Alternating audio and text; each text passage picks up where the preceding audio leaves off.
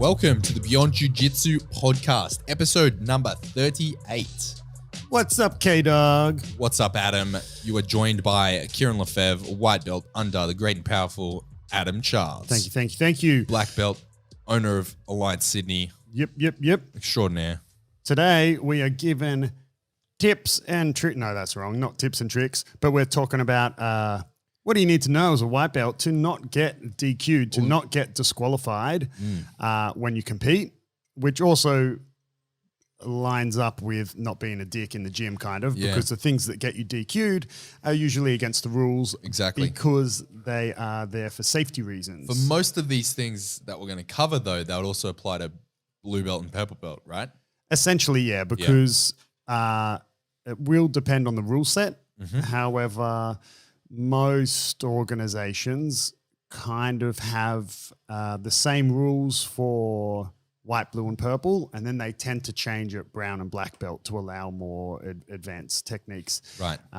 So, yeah, usually by blue and purple, though, you've usually learnt these things that you perhaps have not learnt at white belt.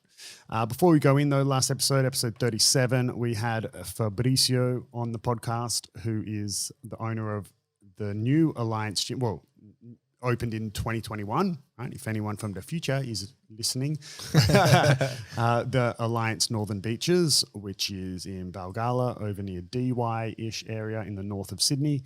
So if you want to learn more about Fabricio's history, training in Brazil, moving over to Australia, opening a gym here, you can check that out. However, today, before we continue, wait. Adam's just cracking a beer. Yeah, I'm thirsty. This episode is sponsored by, what's this, Frantel? Never even heard of Frantel. Sponsored by soda water. Sponsored by the... Zero sugar sparkling water with a hint of tropical passion fruit. And beer. That is an odd flavor for a beer, isn't it?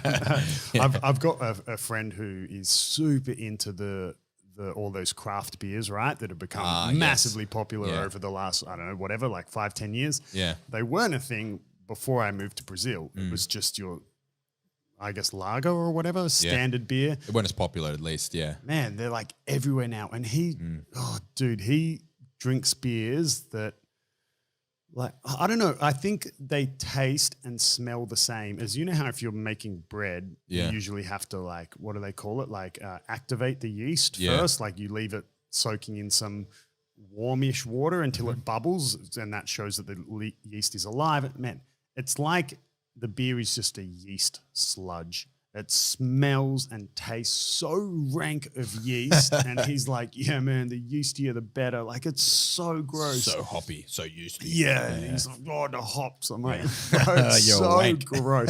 My brother's a bit the same, you know, just likes the really sort of, he's like, yeah, man, it's got flavor. And I'm like, yeah, yeast. It's fucking gross, bro.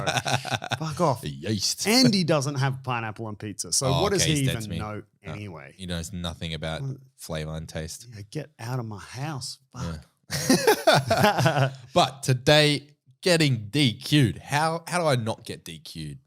So my understanding... This will be a short episode. Learn the rules, you dumbasses. Well, man, I tried... They're quite complicated. I was about to say, before my first comp, I decided, hang on a minute, I don't even know the fucking rules. So I just tried to read the IBJJF rule set.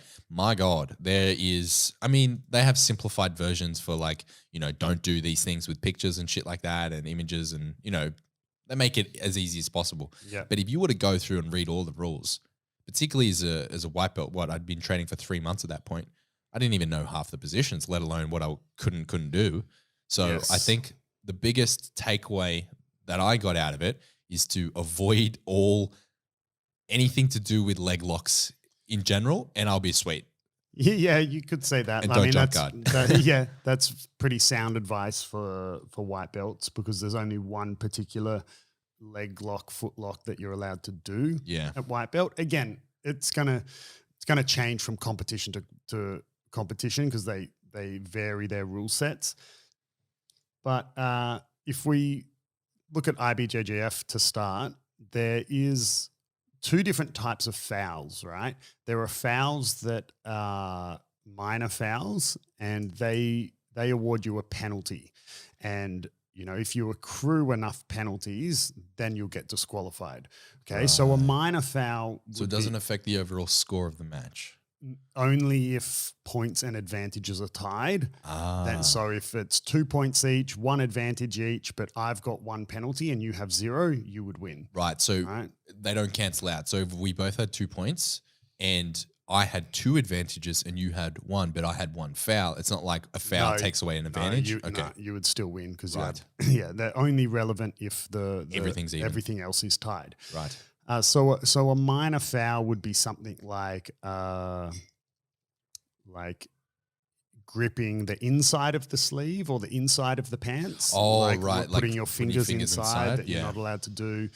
Another minor foul might be, a snap down that is starting to borderline looking like you're striking your opponent, So you mean like if you're standing or something, you're coming up with your partner and instead of like grabbing onto the neck and snapping it down, you're kind of just swinging it to snap down? Yeah. And then you've got... Does that apply to kicks as well? When someone's on the ground and like they're in their guard or what have you, and they're trying to push away, can that be penalized if it's starting to be like a bit of a kick? Yeah, I don't know. Maybe. I've thought about that before. Yeah. I mean, potentially, I guess so. Never really thought about it. And then you have severe fouls, which are instant disqualification. And some of these depend on your belt and some are just across the board. Okay. So an example of a severe foul would be for lower belts, and a lot of rule sets would be leg reaping. Leg reaping as a whole is when to try to simplify it for people most people should know what leg reaping is by now, but assume they don't. I'll assume you don't, is when you take one of your legs and you pass it in between your opponent's knee and hip. So essentially you pass it over their quad from the outside to the inside. So as in, if you go over their quad towards their other leg, right? Opposed to if you can pass it from the inside. So if my leg passed the quad going over their quad, but away from my foot's then going away from my opponent's body, that's fine. Right? But if it's going towards their body, towards their other leg, that's considered a reap. So from outside to in, but from inside to out is okay. Sweet. So from outside to in, you would end up in, depending in whether you're crossed, if you just assume legs aren't crossed, you're in a saddle. You can still triangle your legs, right? Like if you like to cross your legs. But yeah, that position, leg reaping, is essentially like the saddle or 411, honey hole. It's, inside Senkaku has lots of stupid bloody names. Why the one position needs so many names, I don't know, but it does. And there's plenty of rule sets that allow that. But, lots of rule sets don't, especially at white belt, right? Which is what we're talking about. So why is it called? One thing I never really understood is when you refer to reaping, if you're reaping the knee or something like that, is that different from just a leg reap? Or is it they're applying to the same thing? I'm just trying to they're synonymous, right? When people talk about reaping, they're talking about knee reap, which is passing your foot or your leg from the outside to the inside between over the quad and the hip. Yeah, but you can pass that leg below their knee, right? Yeah, over the shin. That's fine. Okay. Yep. So that's one way, but I want to, before we go into any sort of specific kind of rules, I want to start with just a bit of a broader overview. So if anyone is like, this is a shit episode of this podcast, I just want the short version, let me just give you a broad version, because even as black belts, we often have to do the rules courses, because not only do the rules change, but when you get into the scoring system of it and everything, and it's not only about when do you get disqualified, you're just wanting to learn the rules as a whole, they can get super complicated as to, would you award points there or not? Would that be an advantage for that guy or an advantage for the other dude? Or do they both get an advantage? It can get questions when we get into that. Yeah. But yeah, to give you a real simple advice as a white belt? Well, firstly, yeah, you want to learn the rules. You want to learn the rules of the sport that you're participating in. You know, be like trying to play a game of soccer and you didn't learn that you're not allowed to touch the ball with your hands, right? you want to learn the rules. I don't mean so you can, you know, play the system and try to like find a loophole and win that way. No, but you just want to know that, oh man, if you did that, you would give your opponent 2 free points. So you don't want to do that. Right? So obviously you want to have a good grasp of the rules as a whole. But general advice in line with what you said as a white belt, yeah, pretty much don't attack the legs, right? Definitely understand what reaping is, even though reaping can get complicated, and this I'm not even going to try to describe through the podcast because I know when I teach it in the gym, physically people are still like, huh? Yeah. Right? But because there are times you can reap and it won't get you disqualified. And that's when there's no weight on the foot, right? When the foot leg isn't trapped. That's right. When the leg that's being reaped, the foot of that leg is not deemed as trapped. Right. And there's different ways you can achieve that. And one of them is by loading up the other leg. And by taking that foot off the ground, or if your opponent's already sitting down. Yeah. Or if both feet are in the air. Right. But as general advice, I would say as a white belt, learn what a reap is, and, you know, so you know that you're not allowed to do it. Okay. Or if you're an experienced white belt, you might learn when you can. But as general advice, learn what reaping is, don't do it. All right. You're not allowed to jump close guard. Okay. That's very just basic advice for white belts. Right. And that is simply if you're standing with your opponent, you grab your grips and you jump up above their hips and lock up a closed guard. And it's essentially jumping up for a face-to-face piggyback. Right. That's a good, a fronty back. Fronty back. That's it. All right, guys, we're doing fronty backs. Go. And so, yes, no attacking the legs and no reaping, right? Put those together. No jumping guard. And the other big one as generic advice is nothing that attacks the spine. And this is one that in a lot of jiu-jitsu competitions, even the ones with the more accommodating rules to kind of, even the rule sets that are closer to there are no rules rule sets, a lot of them don't allow this just for safety reasons. What's an example of attacking the spine? So one that's probably the more common one that people are probably aware of and heard the name is called a twister.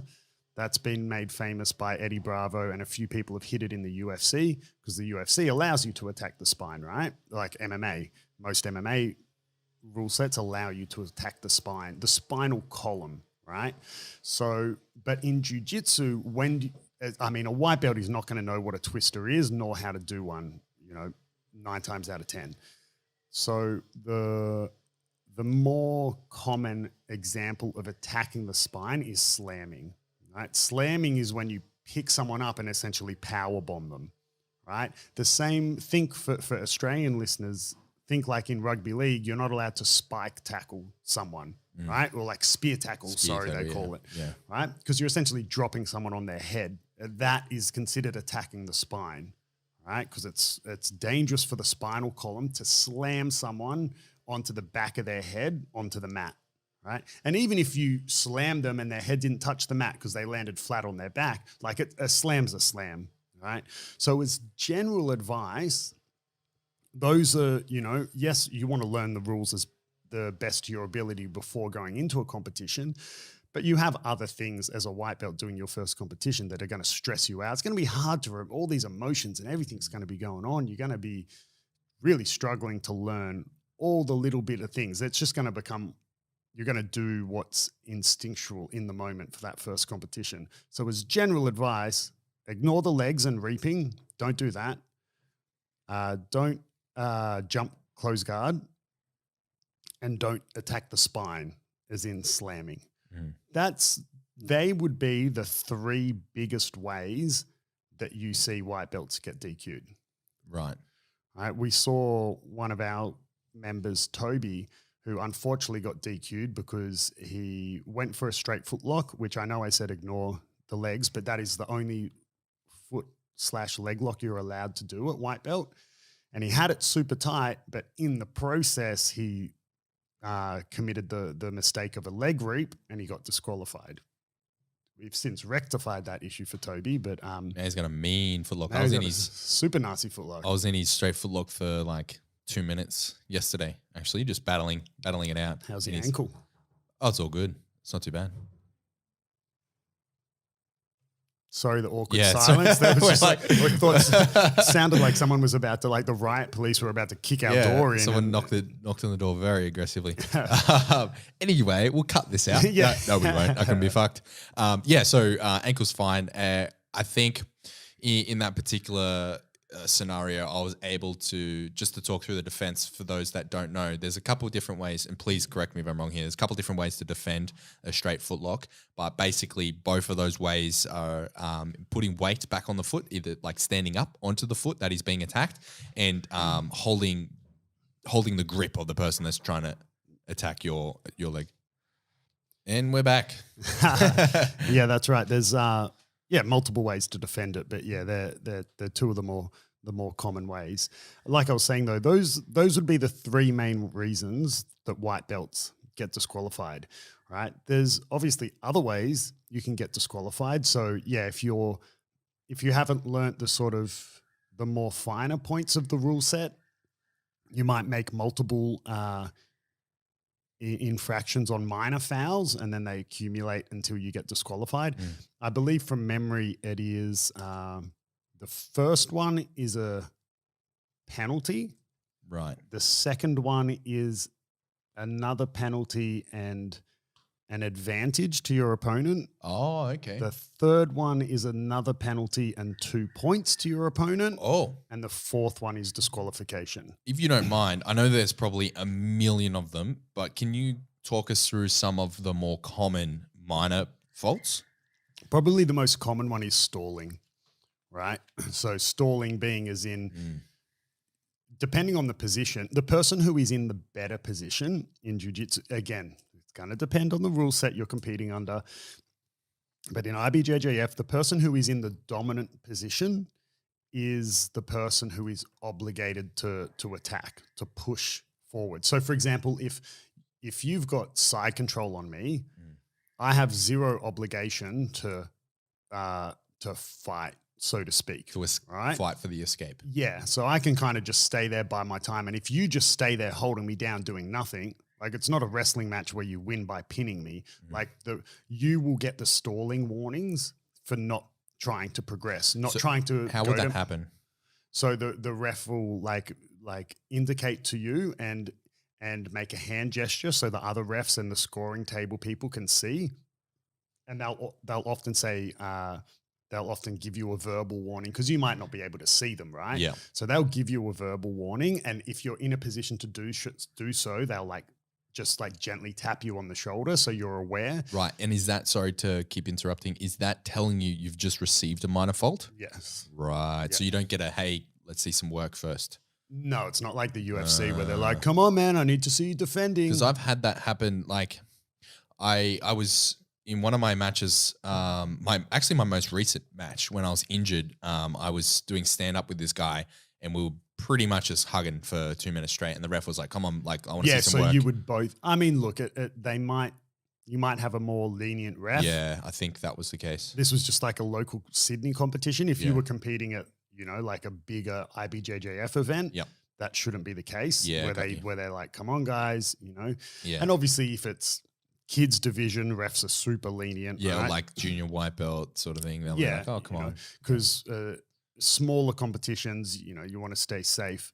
But yeah, bigger competitions, by a more recognized federation, they're kind of a bit more strict with their rules. Makes sense. But yeah, stalling is a super common one to see people get disqualified. But there's also other little reasons why you can get disqualified that might not be known. So another minor fault you can get, and this was quite funny when we watched it happen, was, oh man, sorry, Oleg, but Oleg listens to this podcast. So blue belt. Sorry, bro. Yeah, Oleg's a blue belt now. Was a white belt at the time, and it was his first competition, I believe.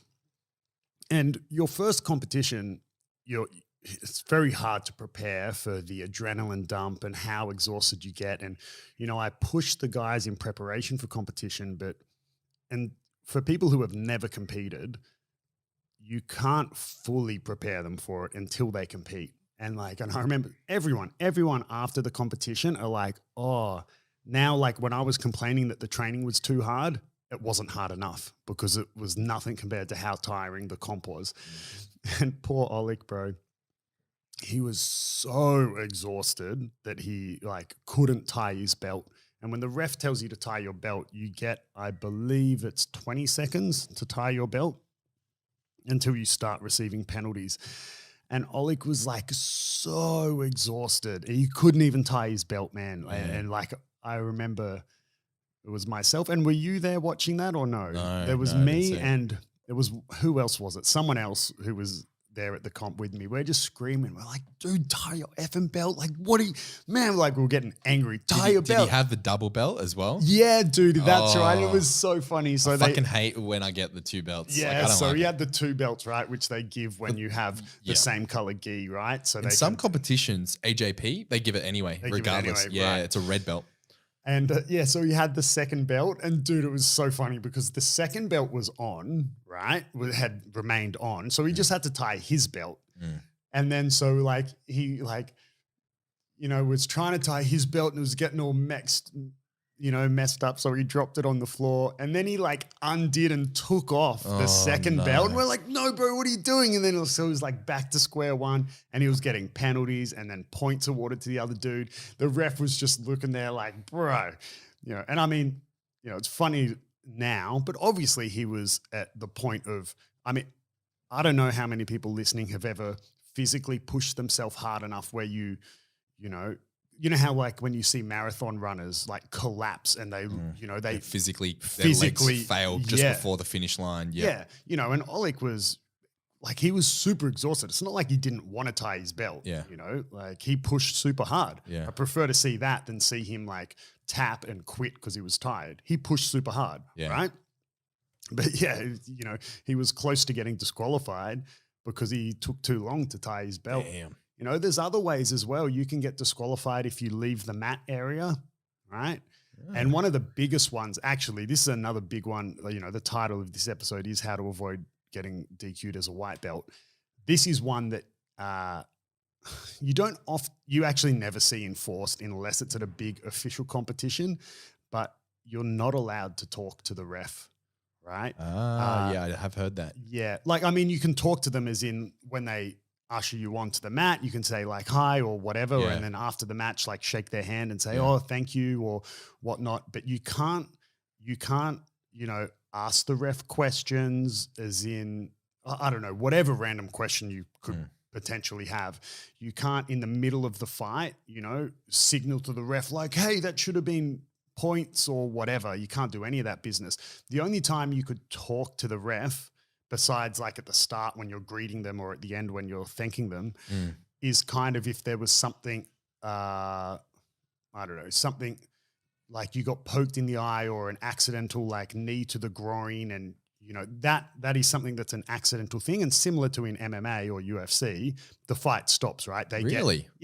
Same as in MMA, right? You get so if I get hit in the nuts real hard, I can signal to the ref, hey, I just got groin shot. Yeah, and I mean, look, if you got legitimately groin shot, he'll be able to tell, right? Because you'll be curled up in the fetal position. Right. But you get X amount of time. I can't remember how much time it is. So same with an eye gouge, right? You'll get some time to recover because it's an accidental thing that's outside of the rules. If I get hit in the nuts and I go, oh, fuck, and react that way, is that me signaling technically I'm tapping?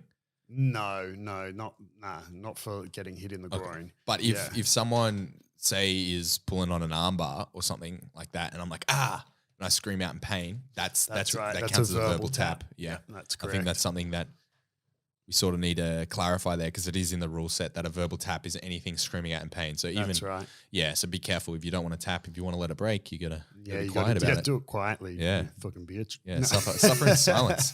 Yeah, right. So, are there any other minor faults that you think we should be aware of? I'm trying to think of the most common ones that I see. What about fingers? Or another one is that you see sometimes you see white belts wanting to sort of Actually, no, they're not necessarily wanting to cheat the system. But if we go back to leg reaping, right? What will get you disqualified is, so a common position for leg reaps to happen is single leg X, right? And let's say I'm in your single leg X guard, you know not to reap me. So your foot's sitting up on my hip. It's not going near my belly button or crossing over my quad. And then I push it across. So I essentially push your foot into a leg reap position.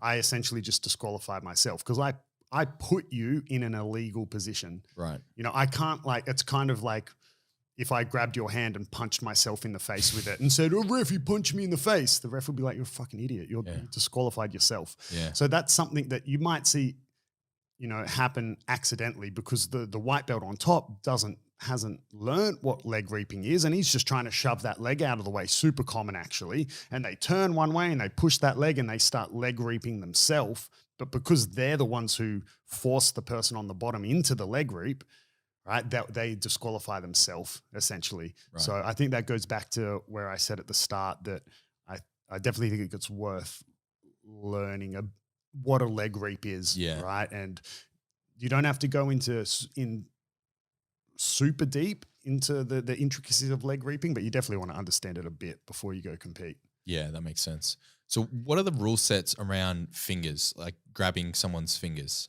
So you can grab I believe you can't grab single digits, that's for sure. Okay. I think it might be 3 or more or it might even be the whole all 4 fingers. The way that I teach it, just to avoid one injury and just avoid any sort of gray area, is I say you can't grab the fingers, but you can grab the knuckles. Right. So when I tell people to grab the hand, I'm saying grab the knuckles and bunch the fingers together. Right. Almost like that discomfort that if someone's like squashing your knuckles together, that's totally fine. So question on that, if someone had a Kimura grip around your wrist, thumb over, thumb in, doesn't matter, and you tried to peel their grip by grabbing all 4 fingers.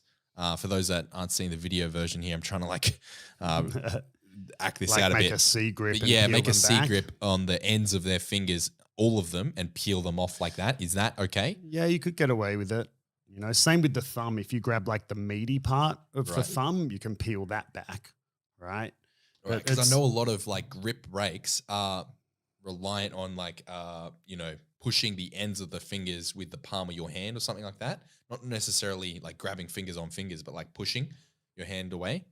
Yeah, when it comes to grip breaks, I'm actually not 100% sure. That's one of the ones that, I did my rules course only earlier this year. Yeah. And they don't cover everything. Right. Like there's so many little details that you would need to know to actually be a ref at the Worlds or something. And even the refs at the Worlds make mistakes. That's something I would have to 100% clarify. Oh, when you're grip breaking, if you're trying to break the grip, like, can you, I'm actually not sure. But they do mention you can't grab single digits. What they actually say is you're not allowed to do any small joint manipulation. Small joints would be your fingers and knuckles and like your toes. Right.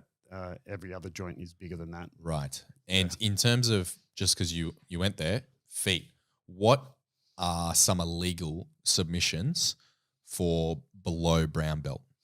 Yeah, so the only one you can do is your straight foot lock. So you can't do toe holds, which are like the figure 4 lock on the ankle.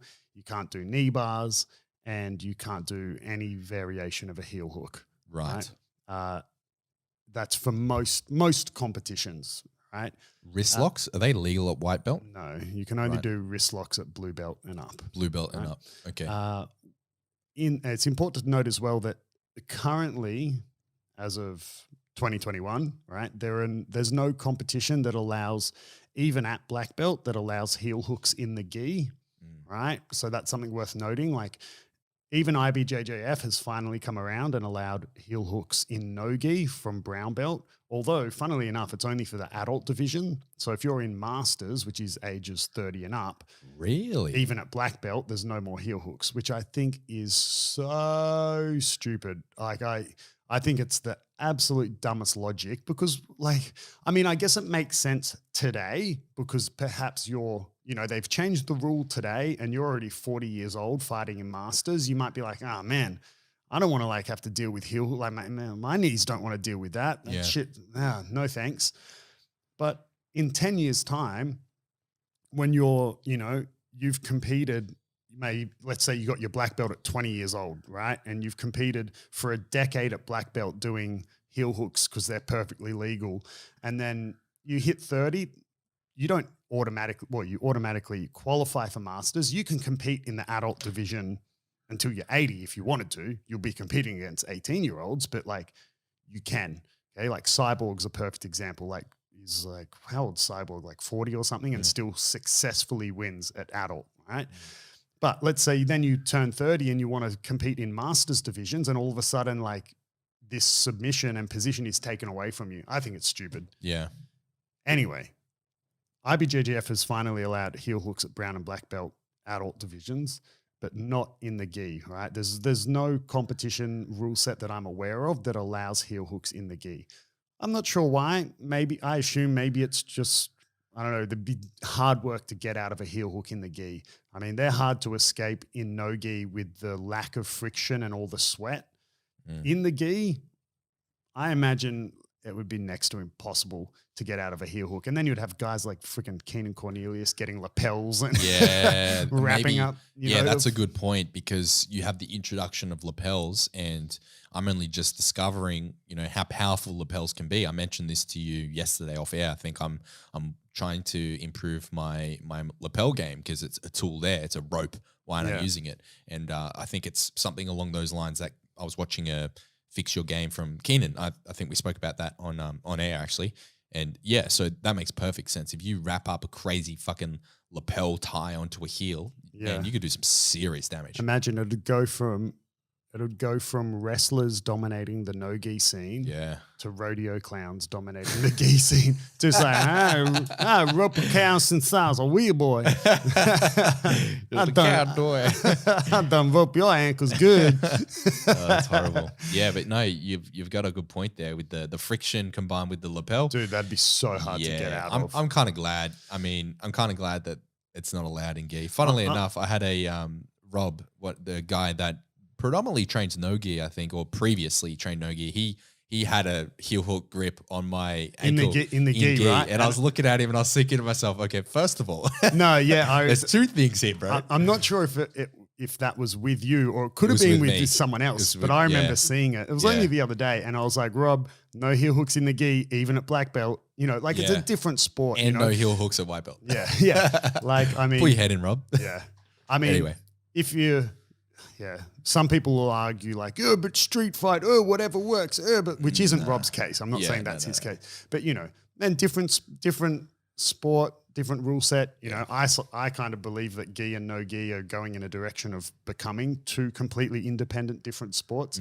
But yeah, like, you know, it's allowed in no gi, but it's not in the gi. You know, if you want to bitch about it, then don't train in the gi. Or where's the line? There's got to be rules somewhere. If you want to go train some no rules thing, go sign up for a bare knuckle match that allows fish hooking and eye gouge. Off you go, right? Yeah, I agree. And I mean, in terms of like, it's a street fight, show me like a high level jiu-jitsu practitioner that's going to opt for a heel hook in a street fight. Show me that person. Yeah, like it's not happening. Yeah, I mean, maybe they would do it out of, you know, to prove a point or something, but not out of their own safety. Yeah. It's the last place I would want to be, wrapping up on a heel. Yeah, I know. People always make that argument, like, and it's so stupid. It's like, but man, if you fuck it up, those high-level dudes can do that because they can do all the other shit too. Exactly. They can do all the simple, like, whatever, like technical stand up and run away. To a high level. Except for Dylan Dennis. Yeah. Did you see the video where the Secco was like had his choked out by the security guard? Yeah. So for those that don't know, just Google Dylan Dennis. You'll see the video.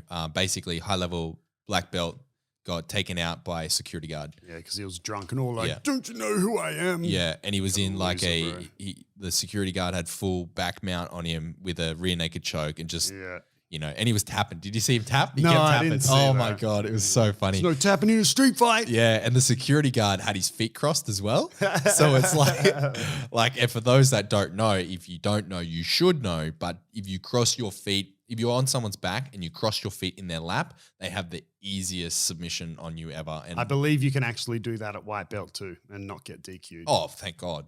I Good. believe you can. Yes. Yes, good. I hit it actually haven't asked that specific question when I didn't when I did my rules course, but I believe you can. Yeah, for those that don't know what I'm talking about, all you need to do is triangle your legs over the top of their crossed feet and pretty much Extend just your fucking hips. hip into it. It actually is a heel hook, right? Yeah, Is what happens. And it's the easiest sub you'll get. And you got to be careful because this has happened to me before. I hadn't even had my feet crossed, but the person crossed my feet, if that makes sense, to get the sub. And then I got sub and I was like, what the fuck? My feet weren't even crossed. Tear your ligaments in your ankles pretty quick, smart. Oh, yeah. So you got to be It's careful. very, very painful. So just be very, very aware of that. And I get the new guys with it all the time. All the time. They got to learn. They got to learn, bro. I kept asking the question, like, I remember asking you, like, whenever you would teach, this is like fucking, first month of training where you would say, don't cross your feet. And I was the guy, oh, why? And now I see other guys do it. I'm like, yeah.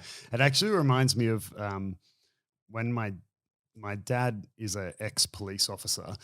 And here in Australia, back when my dad was first in the police force, the guns they used was like a 6-shot revolver gun. And they were taught to hold the gun a certain way, right? And then they transitioned over into what I still believe they use today, which are Glocks, right? Which is one of those guns that has the slide on the top that sort of hammers back when you fire a shot. And the way you hold a revolver, or at least, I know nothing about guns. I've never fired a gun in my life. But from what, where would I have fired a gun? That's a lie. Range? I fired a spud gun. Spud gun, BB gun. I had a spud gun. Yeah, those are the ones where you like smash jam the it into a potato and and when like the way that they were taught to hold the revolver, if you held a Glock the same way, when you fired a shot, the slide would like smash back into like the bit of your hand in between your index and thumb. Like the webbing there. Yeah, like the little webbing bit of your hand, right? And like everyone who was going through the training did this, right? Because decades of holding a revolver the one way. And I remember like, it makes me think of the crossing your feet thing because when my dad was telling the story that when the slide smashed back into his hand and like fully like cut his hand and everything, the instructor's like, you'll only do that once. Exactly. And it makes me think of like when you get caught with that crossing your feet, you get tapped by it. And whenever I see it, I'm like, you'll only do that once. Exactly. That's why I punish them as soon as they do it. So they remember. Because it's one thing to say, oh, hey, don't do it. And they're like, yeah, okay. But they just keep doing it, right? Because it's, it's natural. You want to cross your feet, particularly if you used to close guard or whatever. So you punish them. You make sure you punish them. You make a point to punish them for it. Because that's how they learn. Listen to me talking like a black belt. If the name wasn't already taken, maybe, we could call you the Punisher. The Punisher. Yeah, it's already taken. Fuck. Like the superhero, the Punisher. Oh, right. I prefer to be called the white belt mat enforcer. The mat enforcer, no. We need a better nickname for you, like K-Dog, K-Bone. I get called K-Bone by K-Bone? Joey. Yeah, Joey and JT. I'm pretty sure it's Joey and JT. They call me K-Bone. Yeah, it's Joey. He calls me K-Bone. K-Dog.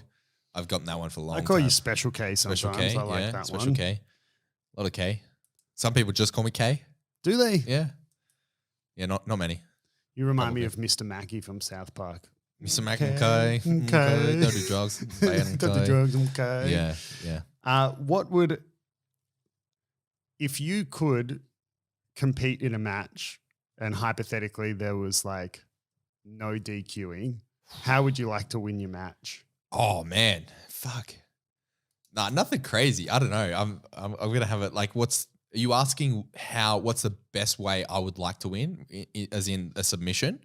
No, for example, for me, it's like one of those things. I would never actually do it, but it's kind of like one of those on your bucket list. Like, if I would love one day to, have some leather driving gloves like in movies and like take it off and like slap someone with a glove. Or I would also like to slap someone with like a salmon. Whack someone with a fish. This is not where I thought this was going. So I would never do this, but if you could win a match by like a Rampage Jackson slam, that'd be cool. Yeah, I was thinking because some am I meant to competitions slam? allow slamming. Yeah, I remember who's number one doesn't, but ADC Polaris does. Oh wait, no, or does who's no Polaris is that was the one that was recently on. Yes, where that Polaris big dude does. was trying to slam and Yeah, who's number one doesn't? Polaris does. And the only reason I know Polaris does is because I saw Jeremy Skinner, one of his matches. I think it was Polaris. But anyway, Jeremy Skinner, if you don't know who he is, listen to episode number 31. We had him on the show. Very high-level black belt competitor. He wrapped up a triangle on his opponent, and the opponent picked him up to powerbomb him. And you saw Jeremy like just holding onto the triangle like so high up in the air, like this tall dude, and just looking around like, oh, fuck. Yeah. And he gets slammed. But, you know, to the guy's credit, obviously slamming, you would never do it in a gym.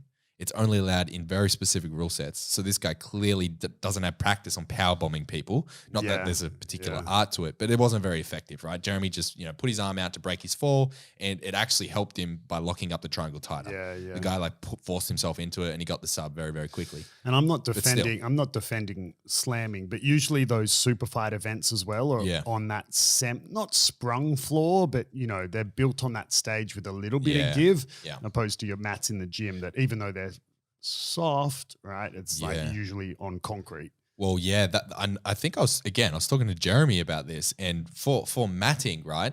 Correct me if I'm wrong here, but if you have matting on concrete, it can still be very fucking hard. So it's better to have some form of wood between it, right? Yeah. So to have like the concrete, then like a wood sort of platform, and then your mats on top of that. So I'll show you when.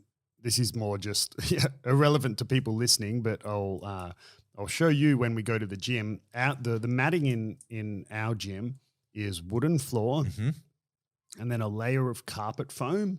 Right. The foam that goes under carpet, a layer of carpet foam, and then the mats. Right. But there is one strip in the gym that's not wooden floor, that's concrete. There's one particular part of the gym where there's this strip of concrete that runs through the floor.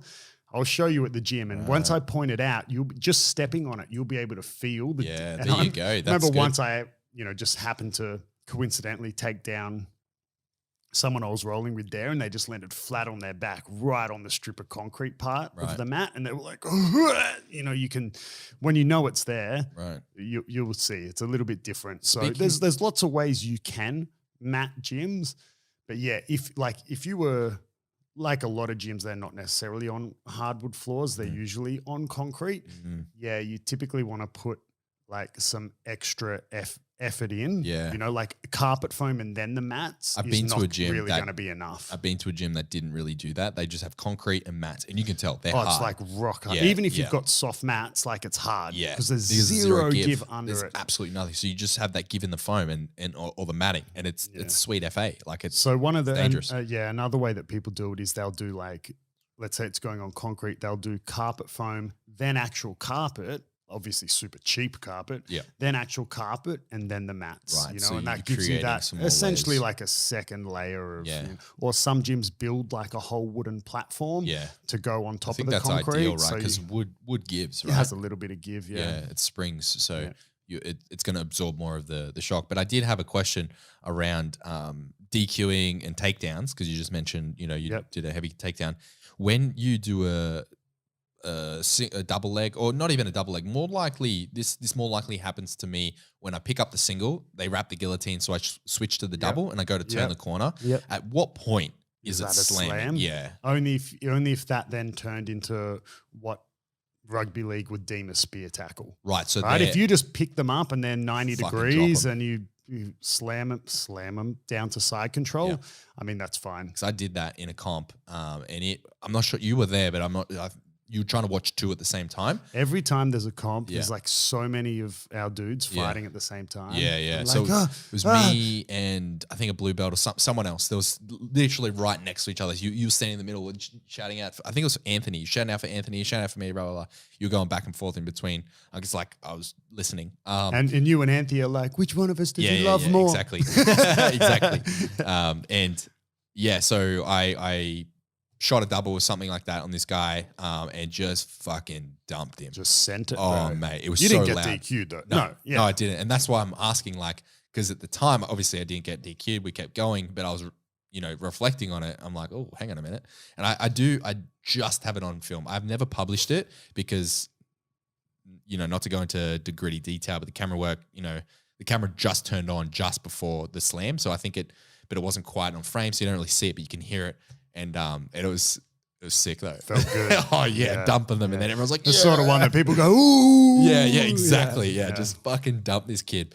He was really tough. He was really, really tough. It was my first match of the day. So I think it just so happened that, I got paired up with a fucking machine and he would have done really, really well. But end up getting the W. You're good for that. Yeah. So I think the way to summarize all this that I would like to say is, obviously it seems very obvious. Learn the rule set of the comp that you're competing in, because some competitions don't even classify it by belts, particularly some certain no-gi competitions that are submission. Yeah, they'll go beginner if you've trained for 0 to 2 years, intermediate 2 to 4, and so it'll be different rules for that. Mm-hmm. Even inside more or less, standard rules, they can change. Okay.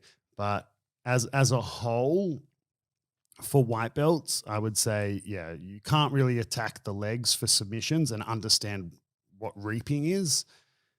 You're not allowed to jump close guard.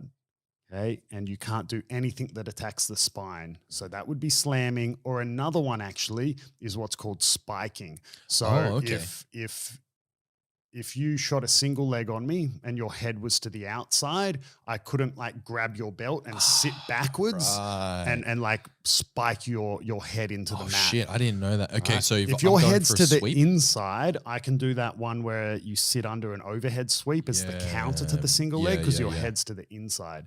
But head to the outside, you can't. You can't spike. Just go for a guillotine. Go for a guillotine, right? So leg locks and reaping, understand that.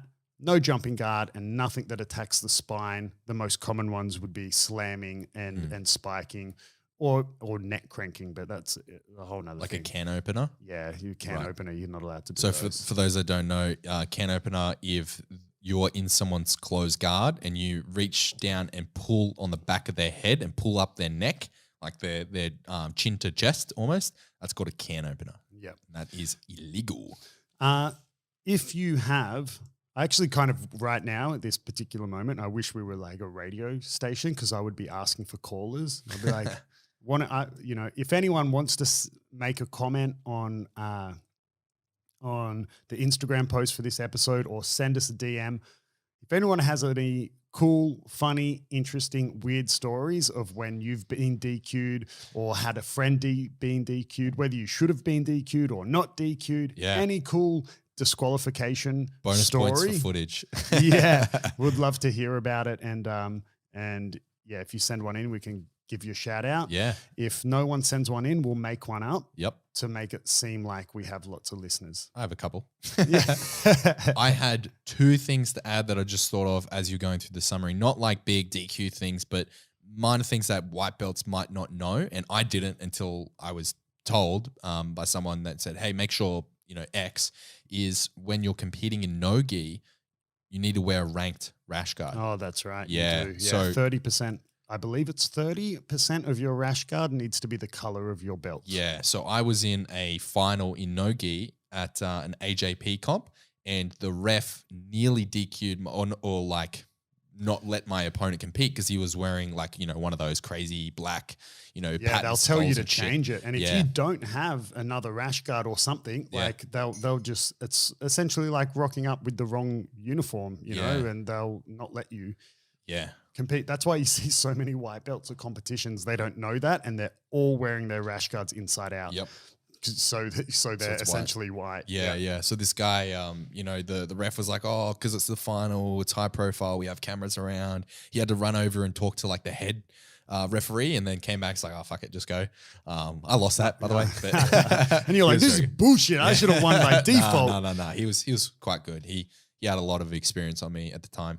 I would like to see him again, though. I want a rematch. He's on your list. Yeah, he's the guy that triangled me. It's on my YouTube. Oh, yeah. The guy on I think the video is titled World's Longest Triangle.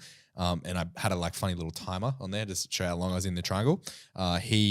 That's the same guy. I versed him in the finals in no-gi. Right, And right. he won on points. He didn't sub me. He won on points. So I was like, Didn't I you think get caught in a triangle right at the end of that match too? And then it ran out of time? maybe. Probably. It sounds like something I'll do. Yeah, man. Me and triangles spit. You know, I don't mind them anymore. Like neck minute, I get fucking caught in another one.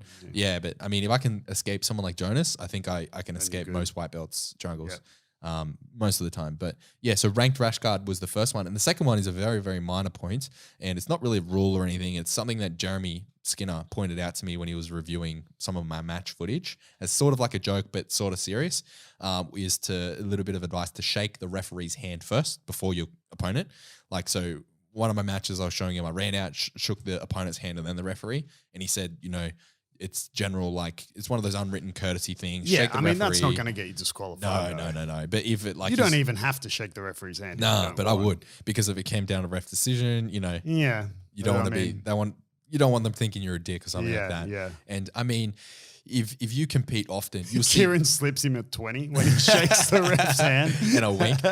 If you compete often though, you'll start to see the same refs, like referees. In your local area. Yeah, because it's usually the same guys who ref. Exactly. And all 4 competitions I've done, I've seen the exact same guys, which is great because, like, you know, it's not like you get to know them. They probably don't even recognize you unless you know, have a connection there. But, like, you know, it's familiar. And the more things that are familiar with you, for you, when you're on the mats, the better.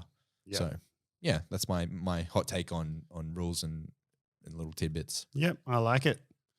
All right, guys. Well, we'll leave it there. Thanks for tuning in for episode 38. If you want to give us a follow, you can catch us on Beyond Jiu Jitsu _podcast. That is our Instagram.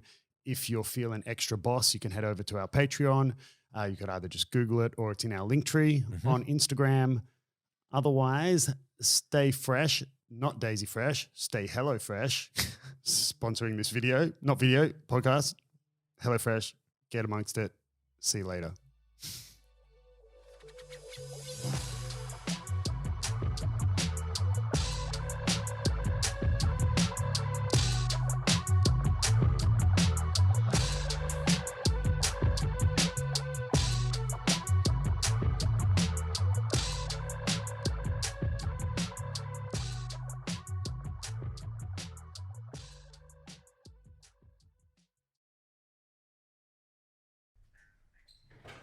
Yeah, I'm getting a bit of a